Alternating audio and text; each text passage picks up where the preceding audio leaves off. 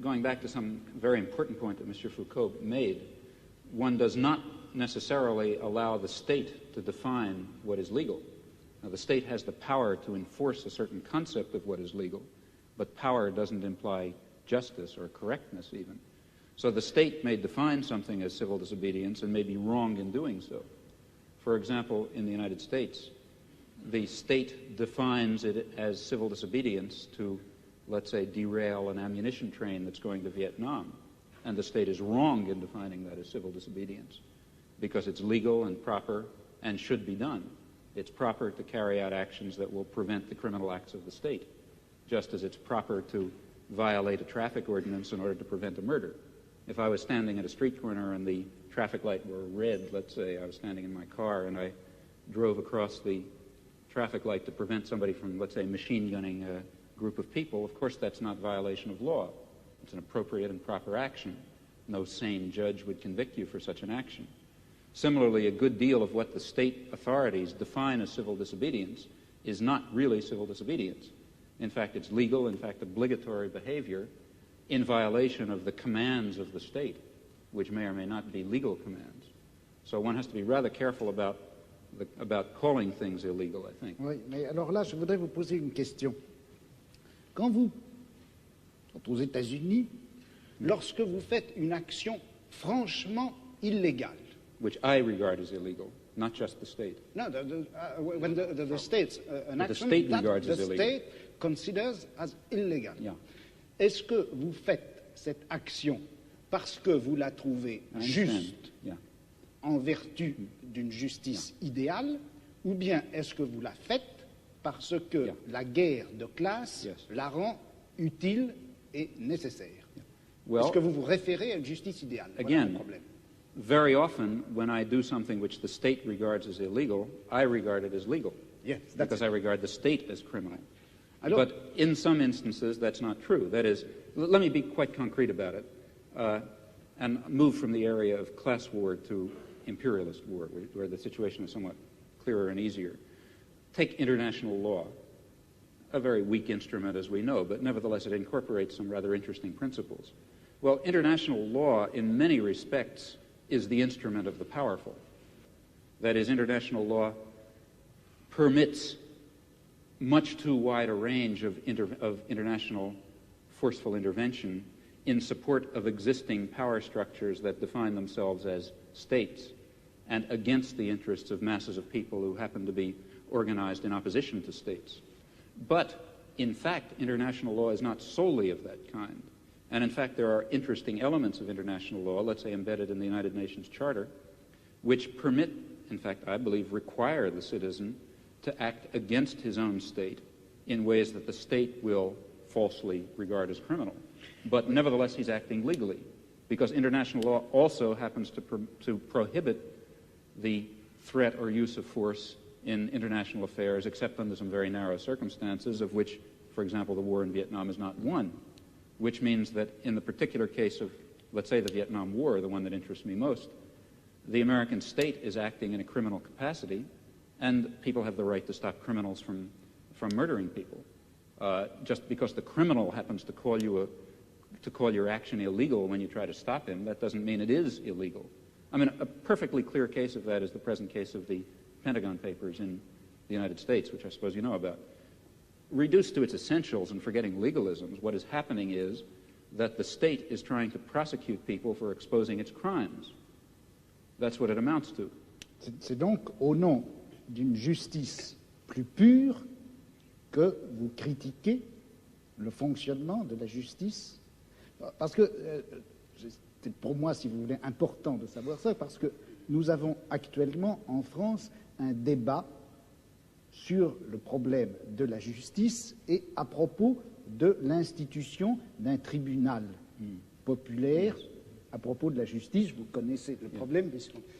Et un certain nombre de gens, comme Sartre par exemple, pensent que pour faire actuellement la critique du système pénal en France ou pour faire la critique de des pratiques policières, de la manière dont la police se conduit, il faut faire une sorte de tribunal qui, au nom d'une justice idéale, d'une justice supérieure, d'une justice humaine en général, condamnera la pratique des juges français ou des policiers français. Et puis, il y a un autre groupe de gens, et je me sens, enfin, je travaille avec ces gens-là, qui disent non, il ne faut pas faire cela parce que quand vous vous référez à la justice idéale que le tribunal serait censé appliquer, vous vous référez en fait à un certain nombre d'idées de justice qui ont été formées à notre époque par un certain groupe d'individus qui sont eux-mêmes, malgré tout, d'une façon directe ou indirecte, les produits de la société dans laquelle nous nous trouvons. Il faut attaquer les pratiques de la justice, il faut attaquer la police, il faut attaquer les pratiques policières, mais en termes de guerre et non pas en termes de justice. But you see, surely you believe that your role in the war is a just role, that you're fighting a just war, to bring in a concept from another domain. And that, I think, is important. If you thought that you were fighting an unjust war, you couldn't follow that line of reasoning. And the only, see, I would like to slightly reformulate what you said. It doesn't seem to me that the difference is between legality and ideal justice. It's rather between legality and better justice. Now, this better system may have its defects, certainly will. But comparing the better system with the existing system and not being confused into thinking that our better system is the ideal system, we can then argue, I think, as follows, that the concept of legality and the concept of justice are not identical. They're not entirely distinct either. Insofar as legality incorporates justice in this notion, in this sense of better justice, referring to a better society, then we should follow and obey the law, and force the state to obey the law, and force the great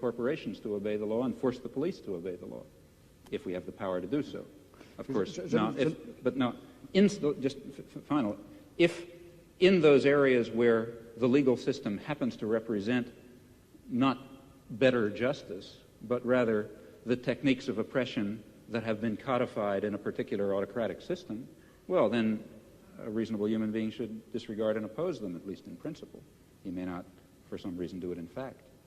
Alors, je voulais simplement répondre à votre toute première phrase quand vous avez dit « Mais la guerre que vous faites contre la police, si vous ne considériez pas qu'elle est juste, vous ne la feriez pas. » Alors, je vous répondrai un peu en termes de Spinoza. Je vous dirai « Le prolétariat ne fait pas la guerre à la classe dirigeante parce qu'il considère que cette guerre est juste.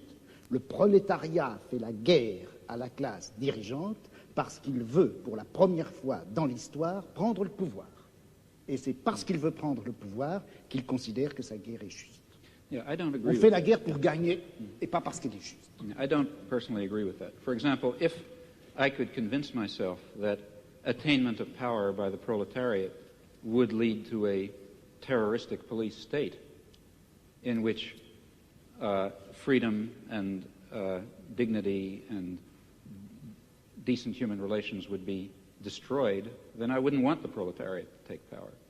In fact, the only reason for wanting any such thing, I believe, is because one thinks, rightly or wrongly, that some fundamental human values will be achieved by that transfer of power.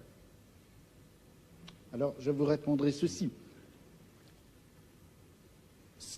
Quand le prolétariat prendra le pouvoir, il se peut bien que le prolétariat exerce à l'égard des classes dont il vient de triompher, il exerce un pouvoir violent, dictatorial et même sanglant.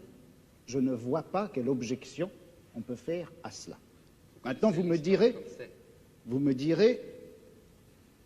et si le prolétariat exerce ce pouvoir sanglant, tyrannique et injuste à l'égard de lui-même, le prolétariat?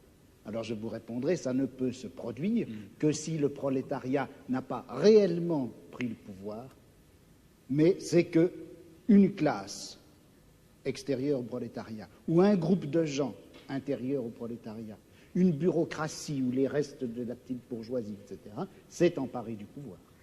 Well, I'm not at all satisfied with that theory of revolution for a lot of reasons, historical and other.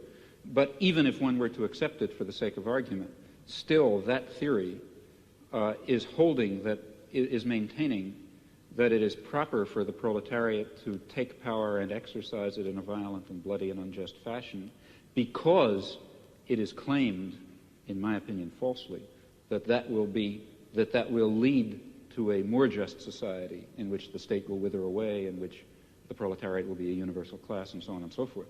If it weren't for that further justification, the concept of a dictatorship of the proletariat, violent and bloody, would certainly be unjust. At least I, for example, am not a committed pacifist. That is, I would not hold that it is under all imaginable circumstances wrong to use violence, even though use of violence is in some sense unjust. I believe that one has to estimate relative injustices.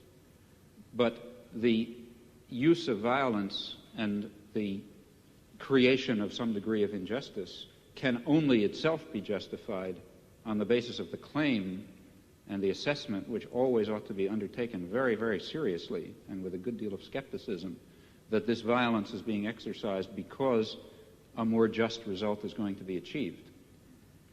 If it does not have that grounding, it really is totally immoral, in my opinion. Je ne pense pas que l'idéal de la guerre de classe, enfin le but que se propose le prolétariat en menant la guerre de classe, je ne crois pas qu'on puisse dire, enfin qu'il soit suffisant de dire que c'est une plus grande justice. Ce que le prolétariat veut faire en chassant la classe actuellement au pouvoir et en prenant pour lui le pouvoir, c'est la suppression, précisément, d'un pouvoir de classe en général. Okay. Car le prolétariat... That's the further justification. Hein? That is the further justification. Ça c'est la justification, mais pas en termes de justice, en termes de pouvoir. But it is in terms of justice. It's because the end that will be achieved, it is claimed, is a just end. If no Leninist or whatever you like would dare to say we have a right to take power, let's say we, the proletariat, and then throw everyone else into crematoria, let's say. I mean, if that were the consequence of the proletariat taking power, of course it would not be appropriate. The idea is, and as for reasons I mentioned, I'm skeptical about it, that a period of violent dictatorship, of perhaps violent and bloody dictatorship, is justified because that will mean the submergence and termination of class oppression, a proper end to achieve in human life. Mais il me semble que de toute façon, la notion même de justice fonctionne à l'intérieur de la société de classe comme revendication du côté de la classe opprimée et comme justification du côté de la classe opprimée. I don't agree with that. Et dans une société sans classe, je ne suis pas sûr qu'on ait encore à utiliser cette notion de justice. Yeah. Well, here I really disagree. I think that there is a sort of an absolute basis. If you press me too hard, I'll be in trouble because I can't sketch it out. But some sort of an absolute basis ultimately residing in fundamental human qualities in terms of which a real notion of justice is grounded. And I think that our existing systems of justice I think it's too hasty to characterize our existing systems of justice as merely systems of class oppression. I don't think that they are that. I think that they embody systems of class oppression, and they embody elements of other kinds of oppression. But they also embody a kind of a groping towards the true humanly valuable concept of justice and decency and love and kindness and sympathy and so on, which I think are real. Bon, est-ce que j'ai du temps pour répondre? Oui, Combien? Parce que 2 minutes. Ben, moi, je dirais que c'est injuste. Absolutely.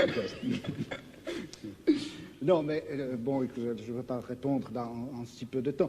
Je dirais simplement ceci. Je ne peux pas m'empêcher, contrairement à ce que vous pensez, je ne peux pas m'empêcher de croire que cette notion de nature humaine, cette notion de bonté, de justice, d'essence humaine, de réalisation de l'essence humaine, tout ça Ce sont des notions et des concepts qui ont été formés à l'intérieur de notre civilisation, dans notre type de savoir, dans notre forme de philosophie, et que par conséquent, ça fait partie même de notre système de classe, et qu'on ne peut pas, aussi regrettable que ce soit, on ne peut pas faire valoir ces notions pour décrire ou justifier un combat qui doit en principe bouleverser les fondements mêmes de notre société.